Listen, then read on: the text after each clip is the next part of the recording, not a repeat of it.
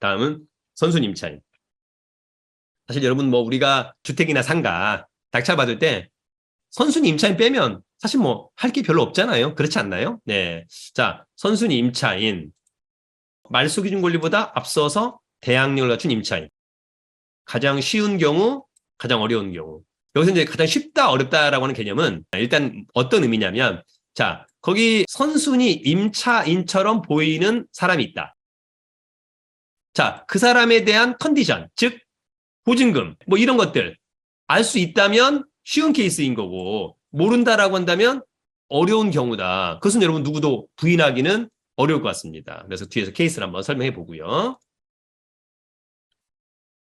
자, 그래서 이제 매각물건 명세서를 통해서 선순위 임차인이 있는지를 확인할 수 있죠. 선순위 임차인이 있거나, 선순위 임차인처럼 보이는 사람이 있거나, 그죠? 왜냐하면 매각물건 명세서의 두 번째 칸 중간에 최선순위 설정, 그 다음에 전입신고, 선순위로 보인다, 후순위구나, 알 수 있잖아요, 그죠? 말소기준 권리, 사업자 등록 신청일자, 빠르다, 선순위 임차인 가능성, 느리다, 후순위, 문제없다. 이렇게 알 수 있잖아요. 또 하나는 선순위 임차인처럼 보이는 사람이 또는 선순위 임차인이 배당 요구를 했는지 여부 알 수 있죠. 알 수 있습니다. 어디서? 매각물건 명세서에서 알 수 있잖아요. 그 다음에 배당 요구 철회 여부 중요합니다. 우리가 이제 선순위 임차인하고 선순위 전세권은 배당 요구 종기일까지 해야 되지만 배당 요구 철회도 배당 요구 종기일까지 해야 됩니다. 그러니까 만약에 선순위 임차인이 배당 요구 종기일까지 했다. 배당 요구 종기일까지 했고 배당 요구 종기일이 지나서 만약에 배당 요구를 철회한다. 그러면 여러분 이 철회는 받아주지 않습니다. 그러니까 이런 선순위 임차인이라고 한다면 배당 요구를 한 것이다. 이렇게 여러분들이 꼭 기억을 해줘야 될 것 같고 지금 만약에 이제 이 케이스라고 한다면 선순위 임차인이 배당 요구를 한 거니까 배당 순위에 따라서 배당을 받는다면 문제가 없고 배당을 일부 못 받는다면 내가 떠안아야 된다고 하는 것만 알면 되는 거고 하나도 못 받는다고 한다면 뭐 당연히 다 떠안아야 되는 그런 경우가 될 수도 있다. 그 다음에 이제 말소기준 권리가 소멸할 수도 있어요. 선순위 근저당권이 있는데 이를테면 채무자가 또는 제3자가 그 근저당권을 돈을 갚고 소멸을 시켜버리면 후순위 임차인이 선순위 임차인이 그럴 수도 있다. 뭐 그런 사례들이 있을 수 있다. 그러니까 나중에 그런 부분들을 여러분들이 좀 이제 함께 알아봐주고 공부를 해야 되는데 그래서 이제 쉬운 경우부터 여러분 하나씩만 정리를 한번 해보도록 할게요. 선순위 임차인이 쉬운 경우.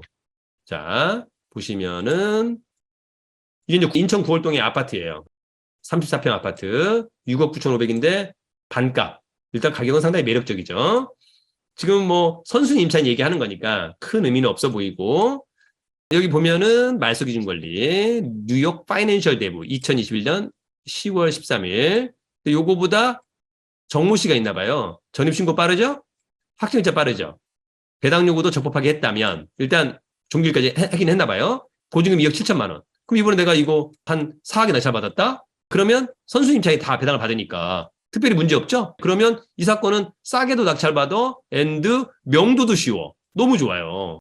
그 다음에 내가 나중에 낙찰받고 이 임차인이 배당 받을 때 명도 받으면서 그래야 명도 확인서 써주는 거니까 제일 좋은 제일 쉬운 케이스 매각물건 명세서에서 다시 한번 확인하죠. 자, 여러분 잘 보시면 말소기준 권리 선순위 임차인이구나. 현황조사 때는 김모 씨, 김 무슨 수, 이게 이제 세대주예요. 세대주. 근데 임차인으로 권리신고는 누가 있어? 정모 씨가 있어요. 그러니까 이 김모 씨하고 정모 씨는 배우자예요. 그러니까 만약에 세대주는 남편, 근데 이제 임대인하고 임대차 계약을 한 것은 와이프라는 거예요. 그래서 와이프가 권리신고를 한 거죠. 나 2억 7천만 원이다. 확정일자 이렇게 받았다. 라고 하는 점. 뭐 증액을 했던지 간에. 이런 것들은 그냥 이렇게 써놓는 게 아니에요, 여러분.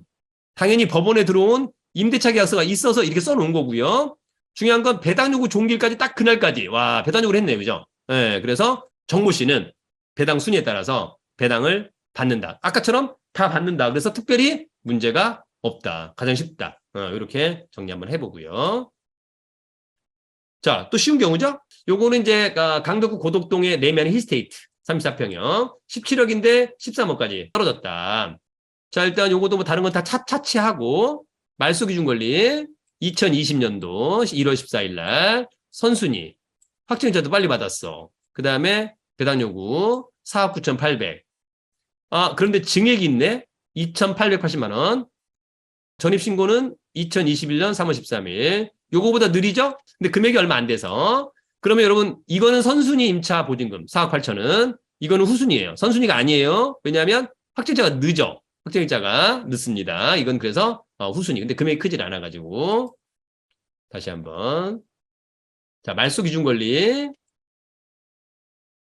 선순위 5억 880만 원. 자, 근데 여기 보시면은 윤모 씨의 보증금 5억 880만 원 중 증액된 보증금 2,880만 원은 2021년 3월 13일 증액되었다. 요거보다 느리니까 요 금액은 후순위. 선순위는 2,800 빼니까 아까 4억 8천만 원 정도. 뭔 말인지 알겠죠? 네, 그런 얘기.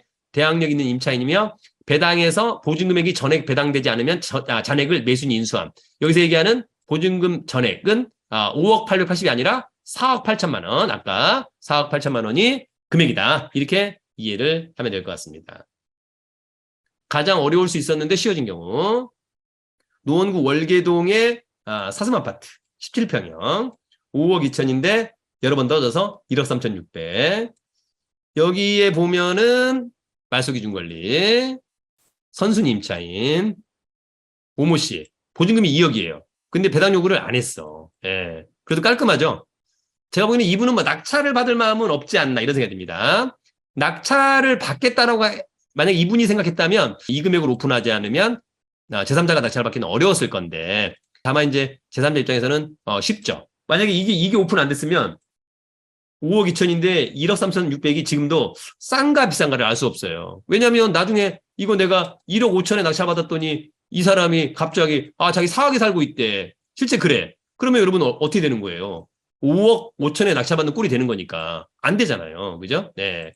그런데 오히려 임차인이 깔끔하게 제3자들한테 부담을 주지 않은 거죠. 네. 그래서 이번에 내가 한 1억 4천에 낙찰받으면 2억, 3억 4천에 낙찰받는 꼴이 되는 거니까 싼 건지 이제 비싼 건지는 감정가는 지금은 중요하지 않죠. 왜냐하면 시세가 많이 떨어졌을 거니까 그 부분을 한번 이제 고민해보면 좋을 것 같고. 자, 말소 기준 권리죠? 선순위. 오모 씨 권리 신고만 했어요. 배당 요구를 안 했잖아요. 그죠? 배당 요구 종기일까지 배당 요구는 안 하고 그냥 법원에 나 권리 신고만 한 거예요. 나 2억 있으니까 알고 있어라. 나중에 낙찰 받으면 내 보증금 떠안아야 돼. 기간 떠안아야 돼. 그런 것만 하고 있는 거예요, 여러분. 권리 신고는 하고 배당 요구는 하지 않았다. 그러니까 권리 신고와 배당 요구는 또 다른 거구나.까지만 여러분들이 이해를 해주면 될 것 같습니다. 자, 다시 한번 네 번째 쉬운 경우죠. 일단 쉬운 경우라고 하는 것은 제3자가 선순위 임차인처럼 보이는 사람 보증금을 알 수 있다라고 한다면 일단 쉬운 거예요, 여러분. 아시겠죠? 그럼 이제 내가 이제 대응 방안을 마련할 수 있는 거잖아요. 자, 금천구 시흥동의 오피스텔 2억 100인데 2,600까지 떨어졌다. 왜 그랬을까? 자, 말소 기준 권리 가압류 주택도시보증공사 2020년 9월. 자, 전입 선순위죠? 확정일자도 빨라. 배당도 적법하게 했나 봐. 근데 보증 금액이 1억 5천이었네요. 그죠? 1억 5천. 예. 지금 느낌상으로는 이 김모 씨 임차인이 경매를 신청한 것 같습니다. 판결 받아가지고. 자, 그런데 여러분 지금 보시면 이걸 잘 보세요. 2억인데 2,600까지 떨어졌어요. 그죠? 이런 것은 낙찰받는 금액은 딱 정해져 있는 거예요. 여러분 잘 보세요. 내가 이번에 낙찰을 고민을 많이 할 필요도 없어. 3천에 낙찰을 받았어. 3천을 받으면 1억 5천 가니까 1억 2천을 떠안죠. 내가 5천에 낙찰을 받아. 그럼 5천 받죠? 추가로 떠안는 금액이 1억이에요. 1억에 낙찰 받아? 1억 받죠? 5천을 떠안아. 내가 3천에 받으나 5천에 받으나 1억에 받으나 1억 5천에 받으나 똑같다. 그러니까 내가 이 물건 1억 5천 정도면 괜찮다라고 하면 낙찰받을 수 있을 것 같아요. 근데 이 물건은 최소한 한 1억 3천 이하에서 낙찰을 받아야 의미가 있다. 그러면 낙찰받으면 안 돼요. 최소한 1억 5천에 낙찰을 받는 거예요. 선순위 임차인의 보증금이 1억 5천만 원이기 때문에. 그죠? 네. 중요한 것은 이제 이게 전용 면적이 한 8평 되는 거니까 임대료 수준, 임대 수요, 이런 것들이 이제 어느 정도인가 그런 부분들을 한번 체크를 한번 해봐야 될 것 같습니다. 그다음에 이제 금리가 또 올라갔기 때문에 기대 수익률도 조금은 올라가야 되지 않나 그런 부분도 한번 고민해 주고요. 자, 그래서 이 사건은 말소 기준 권리, 선순위, 김모 씨, 보증금 1억 5천만 원, 확정자도 빨라, 배당 요구 종기일까지 배당 요구도 했어.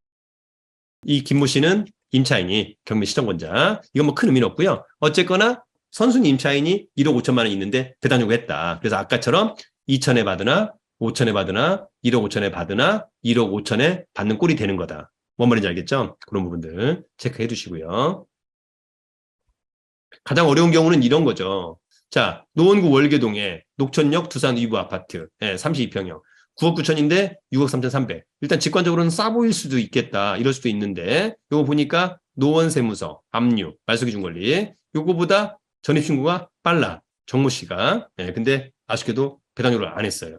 자, 중요한 건 이 정모 씨라고 하는 사람이 낙찰받기 딱 좋은 아파트예요. 왜냐하면 지금 이 케이스에서 이 정모 씨가 커멘트를 하지 않으면 이 정모 씨의 보증금을 알 수 있는 사람은 두 사람. 누구? 정모 씨. 그 다음에 소유자. 이 두 사람을 알 수 있는 거예요. 근데 소유자도 커멘트를 안 해. 이 사람도 만약에 커멘트를 안 해. 그럼 이 사람 보증금 몰라요.